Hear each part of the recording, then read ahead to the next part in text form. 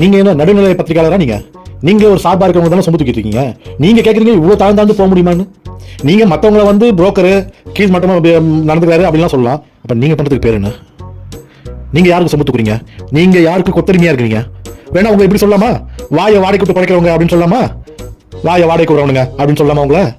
நீங்க கதறீங்கன்னு தெரியும். ஆனா இவ்வளவு மட்டமெல்லாம் கதற அனுப்பிட்டீங்கன்னு நாங்க எதிர்பார்க்கவே இல்லை. நல்லா இருக்குல்ல? வாயை வாடகைக்கு விடுறவனும் இவ்வளவு கீழே இறங்க முடியுமா? இவ்வளவு, அதாவது இவர் வந்து ஏற்கனவே கோவனை பத்தி பேசியிருக்கிறாரு. கோவனை பற்றி என்னன்னா, கோவன் இந்தியா கூட்டணியை ஒரு அரசியல் நிலைப்பாடு அப்படின்ற அடிப்படையில் ஆதரிக்கிறாரு. அந்த நிலைப்பாட்டுக்காகவே அவருக்கும் பசிக்கும்ல அப்படின்னு கூச்சமே இல்லாமல் பேசிய வெட்டங்கட்ட ஒரு நபர் தான் இந்த ரெட்பிக்ஸ் ஃபெலிக்ஸ். இப்ப இவர் இன்னைக்கு வந்து தமிழக வெற்றி கழகத்துல இணைஞ்சிருக்காரு. எதுக்காக இணைஞ்சிருக்காரு? அப்படி 41 பேர் வந்து அங்க சாகுறாங்க.